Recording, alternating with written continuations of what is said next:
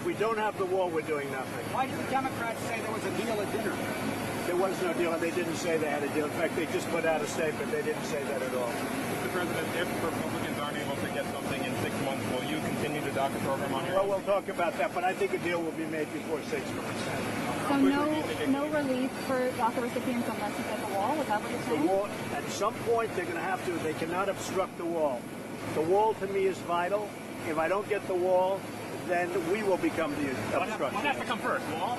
The green on the wall? We have to have an understanding that whether it's in the budget or some other vehicle, in a fairly short period of time, the wall will be funded. Otherwise, we're not doing On anything. tax reform, Mr. President, can you clarify what you said yesterday when you said that the wealthiest Americans will stay the same, maybe pay a little more? Some people interpreted that to say that you may actually raise rates on them. So the wealthy Americans are not my priority. My priority are people in the middle class, and that's where we're giving the big tax reduction to. It's about the middle class, and it's about jobs, and it's about bringing jobs back to the country, bringing back the companies back, so that companies can get a reduction. Right now, we're paying the highest tax rate in the world. We want to bring that to around 15%. That would make us competitive with China and other countries. So my priority is bringing companies back, bringing money back into the country. There's trillions of dollars outside of our country that we could bring back, but the taxes don't allow it to happen. But would you raise So rates? just so you understand, my priority is jobs. Very simple. It's jobs and it's the middle class taking care of Would them. you possibly raise rates on the wealthiest Americans? I don't think we'll have to do that, but this is not to benefit the wealthy. This is to benefit the middle class and to benefit companies where they're going to be producing jobs. We want to produce jobs. We want to produce jobs in this country. We want factories coming back, and they're already coming back. But we want factories coming back into our country. Right now, they're leaving our country. They've started since I've been in. As you know, you look at Michigan, you look at Ohio, you look at they're starting to come back. But to really bring them back, we have to reduce our tax rate. So we're trying to bring it down to around 15%. But if you reduce the individual rates, sir, it will bring taxes down on the wealthy. What's going to happen is the individual rate coming down will be substantial for the middle class. We want to take care of the middle class. We want to take care of jobs. The way we're going to get jobs is to make our companies more competitive. And don't forget, a lot of these companies are public companies owned by the public, owned by pension funds, owned by vehicles such as that, so they'll get a big benefit. Our priority is jobs and the middle class. Okay, now let's go and see how we're doing, because I think we're doing a good job in Florida. Thank you. Just one word on a very important subject. So your power is, I mean, literally, Rick, it's going on as we speak. It's going way ahead of schedule, weeks ahead of schedule. And much of it, most of it, I guess, outside of the Keys, where we have a very special problem, but we're working hard on that. That's a very, very special problem. That was just dead center. And but we're working very hard on that. And we've got a lot of goods out there, a lot of water, a lot of food, a lot of everything. But I'd like to ask your governor to say a few words. Again, he's been absolutely outstanding. Thank you, Rick.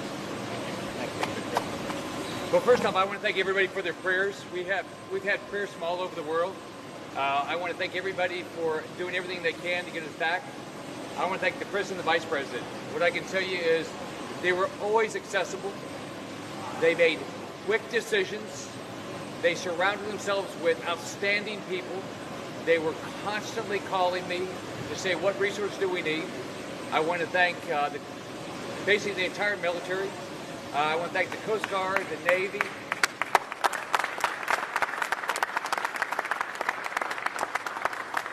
I want to say thank Secretary Duke. I want to thank Brock Administrator Long. They were always calling to say, what resources can we bring to the table? As you know, our state's been devastated. I've been in the Keys. If you go to the Keys, there were 9-foot storm surges. Their homes just toppled. We don't want to lose a life. Down here in this part of the state, we got a lot of flooding, a lot of wind, a lot of rain. We've got flooding up in the Northeast. We are working hard to get our power back on. Our utilities have restored over 4 million homes already.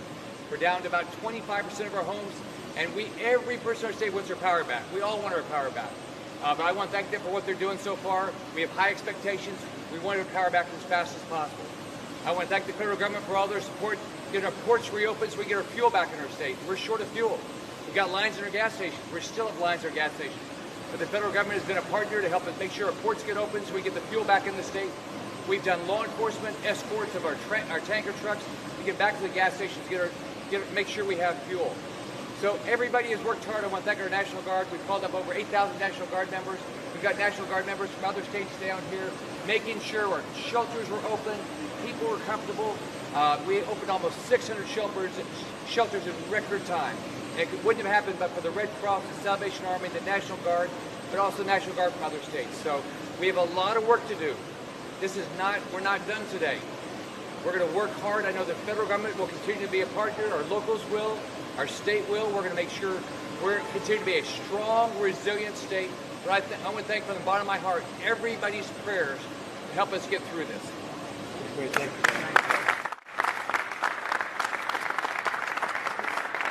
So we are now going to be making a tour of the areas. We're going to see some of the folks and make sure they're happy, because we're trying to keep them as happy as we can under the circumstances. In many cases, they lost their homes, and it's a tough situation. So we're going to go see a lot of the folks. And I will tell you, again, I want to thank you. I want to thank the military, just incredible. So thank everybody, and we'll see you later. Media, we appreciate you being so understanding. It's been a very tough period of time, even for you folks, and we really do appreciate your understanding. This has been a difficult situation. As Rick knows, almost all of the roads are now open, and the ports are just about open. What we had to do to get some of those ports open, people wouldn't even believe that we did it so quickly. So we're very proud of the job that everybody around has done. Thank you all. Thank you very much. We'll see you later. Thank you. Thank you.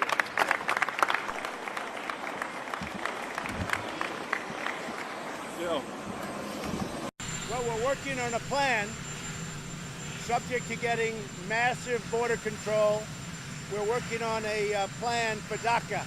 People want to see that happen. You have 800,000 young people brought here, no fault of their own. So we're working on a plan. We'll see how it works out. But we're going to get massive border security as part of that. And I think something can happen. We'll see what happens, but something will happen.